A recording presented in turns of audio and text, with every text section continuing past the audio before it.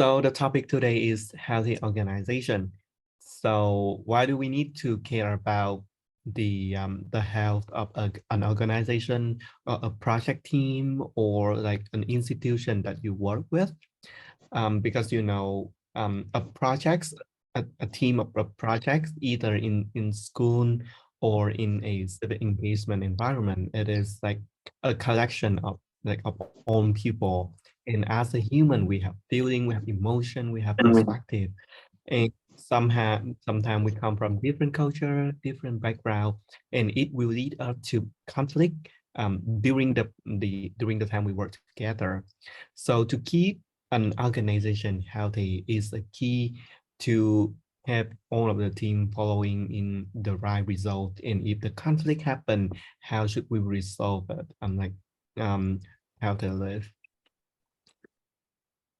So today we will go through several points. We will know about theory of healthy organization. We will know the function reason of a team, and some concepts like vulnerable trust, healthy conflict, and some exercise that we can work with. Um, so first we talk about why should why should we think about healthy organization? What do you think about the advantage of, of a organization that is healthy? What is the characteristic that a healthy organization should have? You guys can type in the chat box or open the mic and share what kind of environment that you really want to work with, contribute with, and is worth enough for you to stay and contribute in a long term. I think in all of the project that you work with, all of the program that you join, what is the reason? What is the reason that keep you so motivated to work with them? Is because of like fantastic leadership from your supervisor, your leader, um, the um, the well-being, the good responsibility of your teammate. It can be because of the lean direction of the projects, for example. That is a lot of reason. And for us to think about a healthy organization, it should meet with these criteria. A team should have minimal politics, minimal confusion, high morale, high productivity, and low turnover. So what is minimal politics? If a team, for example, if I work in a team that have three co-founder, and each of them have different opinion, and um, in the team meeting, they keep fighting each other. They try to protect their opinion and rebut other opinion. And the meeting cannot go to an end, and then they get out with a very angry and aggressive thinking about the team. That is when the organization have politics. And the more politic of a team, the better it gets fragmented and broke in the long run. You cannot work with people that are not on the same page with you and are not trying to reconcile with you during the workload. The second is minimal confusion. What is minimal confusion? For example, if you get on board in a project and then the leader come and say, okay, now you are marketing manager. You have to do this, and this. There is no orientation for you. You don't know, oh, what should I do marketing for? Should I post or should I design? Do I have any kind of result? It is very confused on the way that an organization works. No guideline, no advice, no suggestion, no recommendation, nothing. Like it creates like a confuse for people to work in the project. And if your project have this thing, you need to consider because everybody needs a process to feel the atmosphere and the way that we should work together as well. They should have a place that they feel to get along to. Next is high morale. What is high morale? That is the capability of each member. For example, I come and I join your projects, but then I'm like, Okay, the project had good reputation. It will be good on my CV. I already successfully become a member. So I'm done. You guys work? It's okay. That's your business. I don't care. I register. I pay the monthly fee, and now you guys work together. And an organization have like 100 members like this, and just only 10 people show up in every volunteer activity. Who gonna do it? Like no one. So it is when that is like the sample of a low morale organization. The next one is high productivity. It is not only about responsibility, it is also about their productivity. If they are very responsible, they accept every task that you assign for them, but their outcome is terrible. You cannot accept it as well. It is not only about human oriented, but it is also about result oriented as well. You guys can be nice as a friends group, but if it's come to work, it's come to project, it's come to business, and they keep the terribly. Do you really want to talk nice with them every time? Of course, no.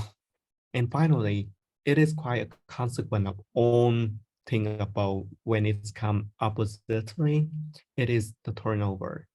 The turnover is the um, the possibility of a member to get out of the projects. If your project have high turnover, like you admit 10 member in like in the middle of the project, 8 of them out, it is your project really have problem, your leadership have problem, or the project management have problem. You need to come and figure out and try to reduce it into low turnover rate, because it will help you to run the project in a long run. So we have to learn how to work as a team, right? And as a leader, as a project leader, as a project teammate, or as the founder of a project, you always need to remember these questions and keep asking yourself during the time you work with your projects. Is there anything that you can do to help another team member do their job better? If they do worse, it is not your responsibility to do the task for your member, because if you keep doing it, you will be the person in charge it, and your team member cannot learn anything. They come here not only because they want to spend their time, they contribute their effort, but at the same time, they want to receive something, skill, professional network, knowledge. You should have them to learn how to do it. Even it will take you more time to write feedback for them in the marketing post, in the design that they make, in the program proposal that they create, or you have to do multiple rehearsal before your project really implemented. So try to see, as a project leader, is there anything that you can do to help another team member do their job better? It might be something short-term investment, like one-on-one meeting called to solve like the temporal mistake that they make, or it can be something long-term, like having a clear orientation program before they start doing their job, or they can have a you can invite series of expert to train them to do the training for your member. It is really helpful to have in the long run. And we will talk about like healthy organization. How can we visualize it? We know about what contribute to a healthy organization. Um, the 5 function: minimal politic, minimal confusion, high morale, high productivity, and low turnover. So how can we see it in systematically way? We know that a team, they usually have two sides. The first person is the leader, usually the project manager or the project owner of the whole project. He or she or they will be like the ultimate leader who found the project or who manage on of the performance of all the team. And then we have core team, which must be the strongest team of the whole project. It is a team of all of the team leader of the project development, team leader of marketing, team leader of human resources, team leader of operation, something like that.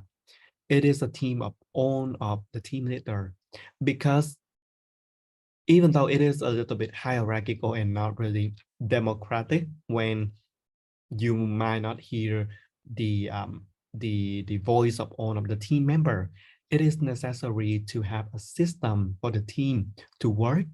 And when you have like level to work up, it will be easier for you as like the beginning manager for the team. And as a leader and as the team leader, your job, you have 4 levels of job. The first is planning, which means that you do it before the establishment of the project. You should know about the scale of the projects. What should you do? What should we care? What is the scale of the project? What is the scope of work? What do you expect from this project? What is how we measure the success of this project? You should plan it before, and you should manage that plan with your core team. The second is controlling. You controlling the timeline, the Gantt chart, the productivity of the team. If some team have lower productivity than you expected, you should like investigate in that moment to see what is the problem. Is because of the delay from team member, or it is the irresponsibility of the team leader, or it might be some other reason. We should try to see what happened so that we control the whole process and make sure everything is all right. The next is training, because to work in the long run, you cannot work alone. If you work alone, it means that you have to develop your project, you design, you make marketing posts on social media, and then you come to fundraise. This is all of your work within only you. But it's very heavy. You have to share that work, and there's like a whole process for you to make sure and ensure that your team member are able to do that work on behalf of you. You don't have to do it, but you have to control the quality of the job. And finally is motivate your team member. And it is very important. Your team member need, like they have a need of recognition. You have to recognize the effort. You have to show your gratitude to them, because usually some volunteer will have a feeling, oh, that is, for example, that is Rokila project. So Rokila will have all of the spotlight. Every article will just write about Rokila. Every grant will, Rokila will receive it. So why do I have to work for her? Why I just create a project by myself and become the leader? So you should show why do they work with you is because you create value for them. You have them to grow their personal development. You have them to build their professional network. You have them to achieve the need that they want. It like either a letter of recommendation for their scholarship. You introduce them with like multiple scholarship, or it is just like a word to say that I really appreciate your effort in this project, and I hope that we will work together in other projects. I usually talk it to my team, and it actually worked. And like a lot of my teammates, we work together like 5 years already. So we already know what is healthy organization. Now is the harder part. What break your team? What is the deep function of a team? Um, So the first level, like we talk a lot about the quality, the skill, the attitude of the team member. But now it is from your side. The first thing is absence of trust. You need to trust your team member. Like the first is the core team, the team of the leader, and then the member. Because you cannot do this project alone. You cannot achieve all of the goal that you want alone. And you need them to work with you. And at first you have to lower either your expectation or the way that you judge like other outcome by empowering and giving them freedom to learn, fail, and then redo it again. Trust them and believe that they can do it. Um, it does not mean that you will hurt them. Sometimes it is necessary to have invulnerability. You have to see when it is personal attack and when it is constructive feedback. Because if you are so scared to hurt them, it means that you hurt the whole project because you don't say anything and you keep doing it in silence.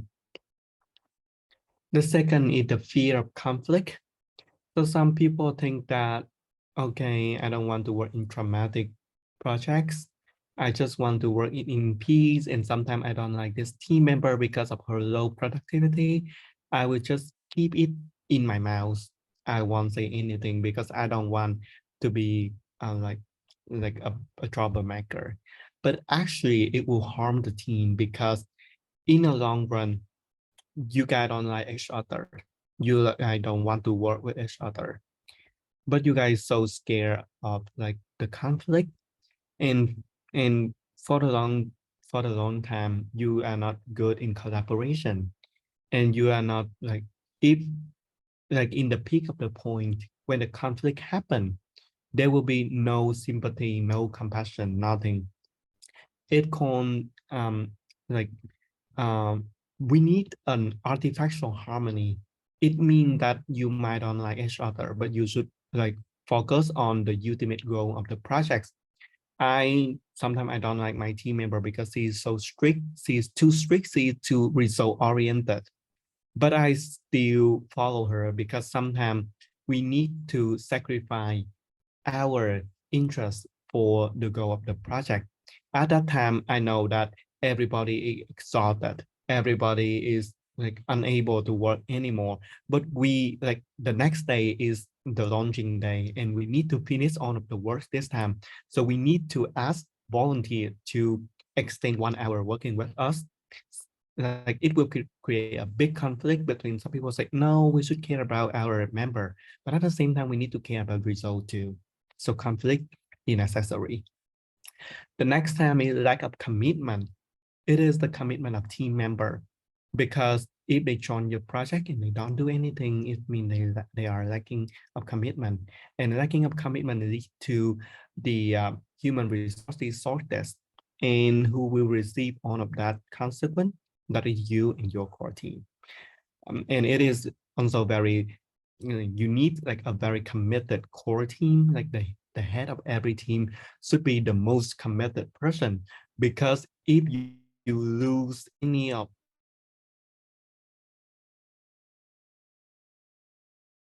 during the projects, it is very hard to find a person.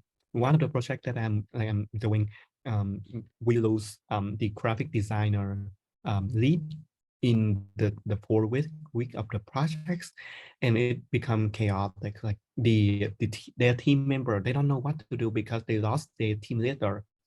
And at the core team, we also don't know what to do because we don't know, we are not specialized in graphic design.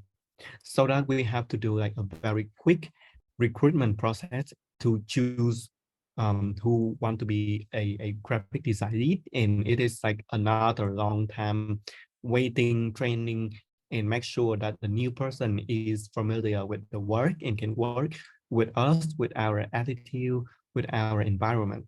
So lack of commitment create a lot of consequence for the organization. Another thing is avoid accountability.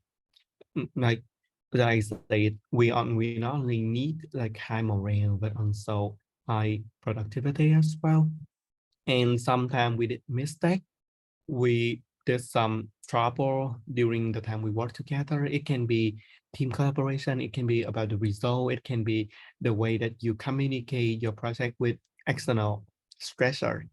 Like whatever can be happen. But when the project fails with some problem, there must be some person in charge in that task. For example, some mistype in the photo, somebody should be in charge in it. But people are so scared. They're like, oh no, it is not my phone. It is somebody's phone. I'm not like attached with it. Somebody give the wrong brief for me. It is not good because it will like it will create like a whole pressure for the organization and it damage the trust we have to each other. So you have to build accountability as well. And finally, in attention to result, as I say, we should we should be human oriented. We should care about the feeling of your teammate, but at the same time, don't forget your result.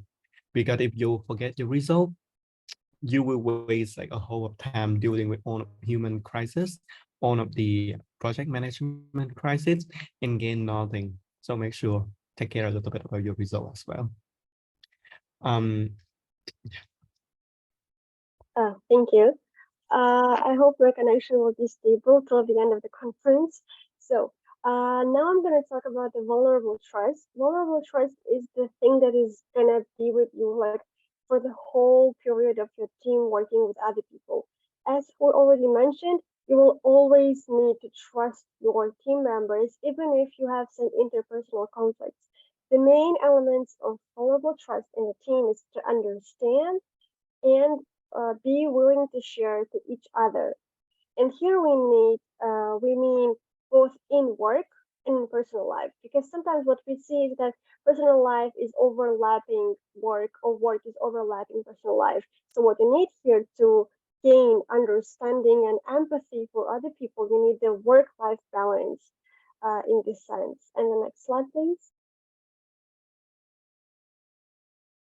Yes, and now we need to talk about healthy conflict. We need to understand what is healthy conflict for later discussion on this. So we have here productive ideological conflict versus destructive fighting and interpersonal politics.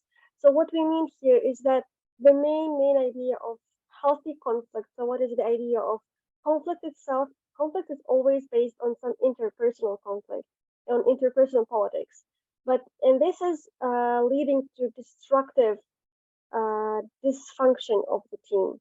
But when we add healthy, we always think about ideological and productive conflict. And here we mean that we need to avoid personality focused and mean spirited attacks. One more time. Yes. So what we need to do is that we do not voice there is the team member's opinion for fear of creating conflict. We avoid hurting team members' feelings and then end up encouraging dangerous tensions, and we do not openly debate and disagree about important ideas. Then what we mean here is about the productive ideological conflict is that yes, you can disagree with the person, but in a healthy way. This doesn't mean. Someone had a question. Okay. This doesn't mean that we need to go into the personal fight. This means that we need to not ignore someone's opinion or just go over this person's opinion. We need to back channel personal attacks.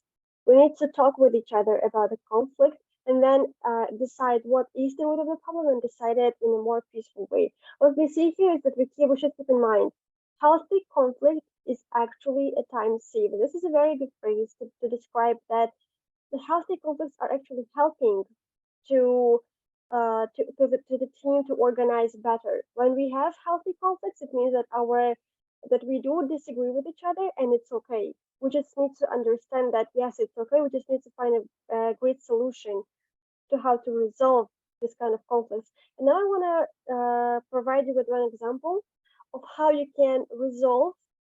Um, oh wait, we have here one more. Yes, okay, example. So I want to show you an example of how you can solve a conflict, but in a more healthy way.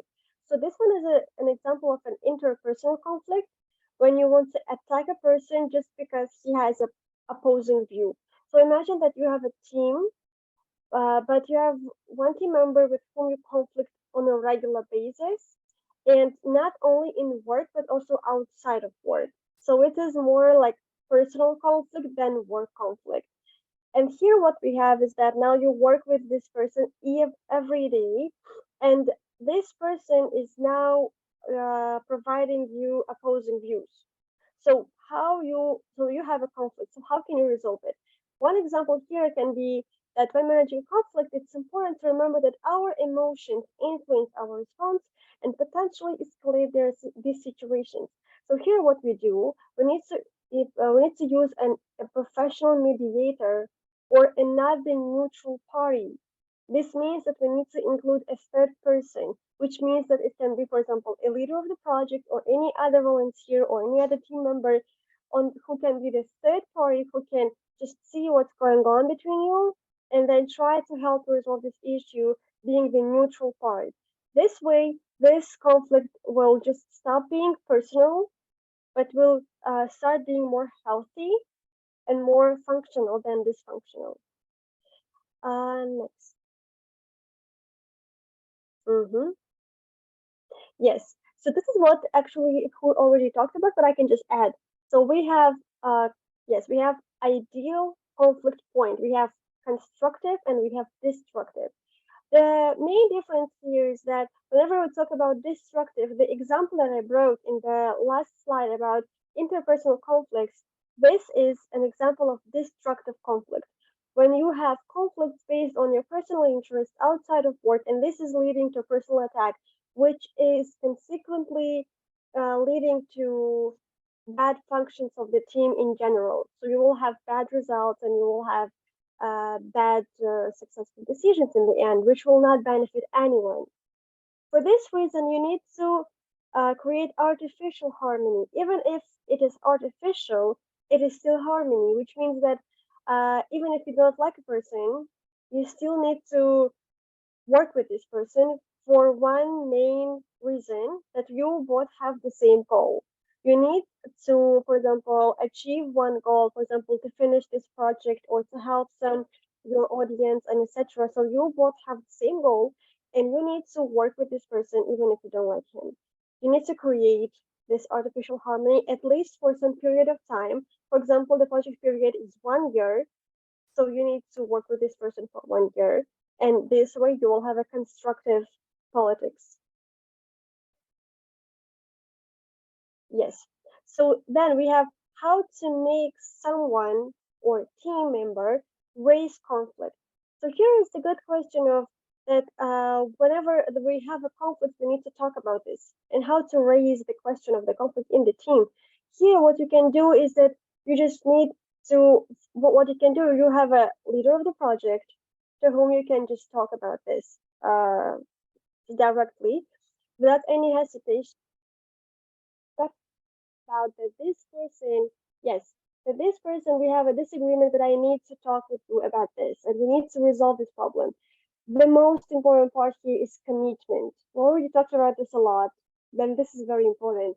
So we need expectation. Expectation here means recruitment and open communication. This is what I talked about.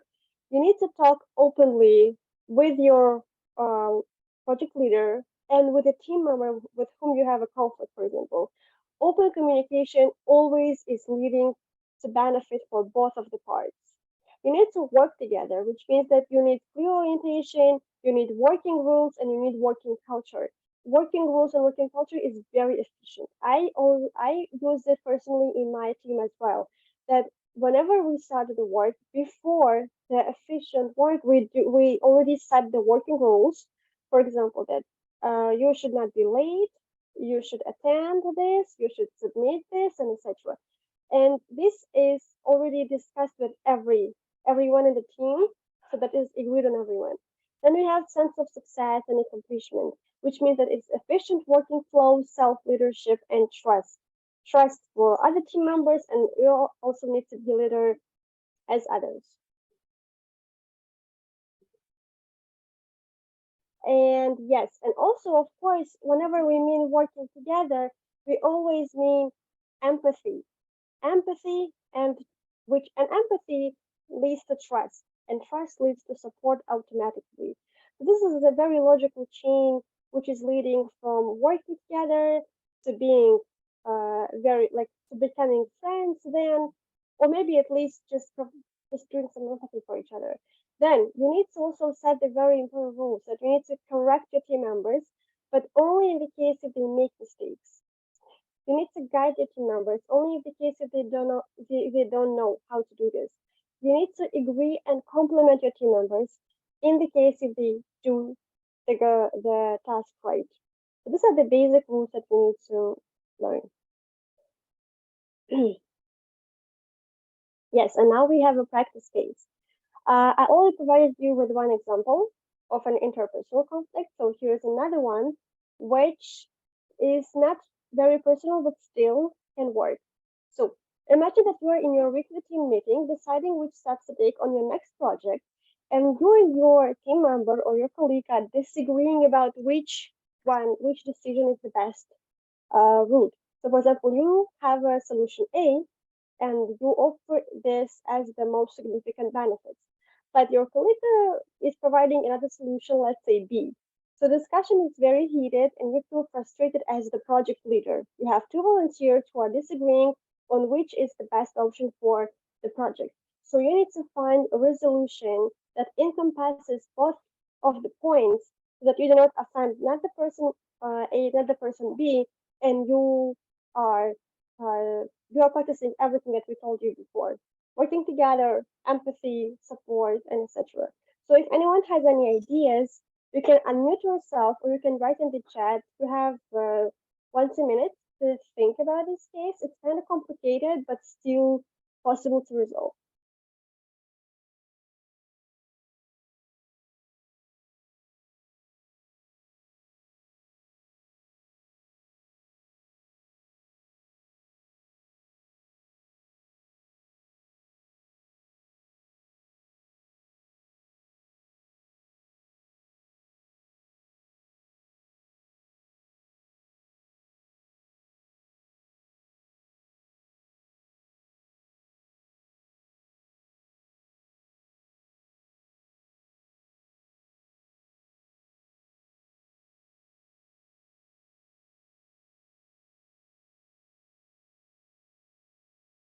Any ideas are welcome.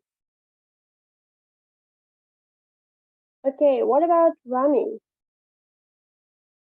Rami, I think, was very attentive during the conference. So,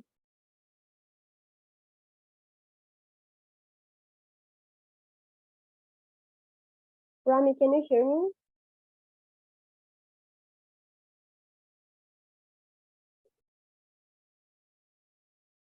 He might have connection problems. Okay. Oh, okay.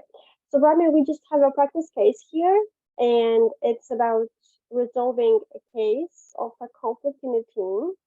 So, imagine that you have a team where two of your team members are disagreeing about the best solution for the project, and your team member is providing solution A and another is providing solution B. So you need to find a resolution for this conflict, but in a healthy way, using the techniques that we provided you before. If you have any ideas, anyone can share, even Daniel, for example.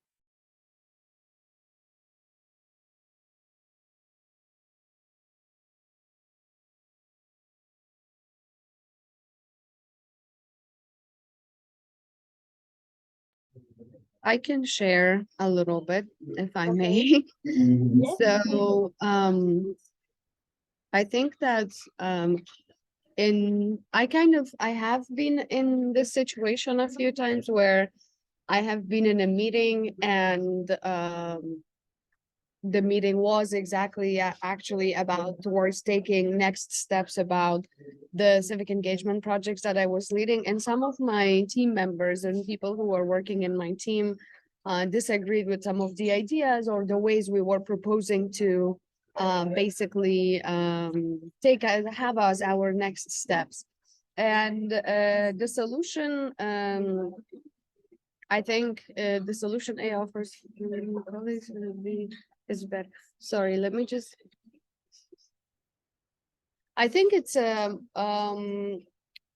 this is a very tough situation to make a decision about, but when I was in a similar situation, I think we didn't go with either of the solutions proposed here.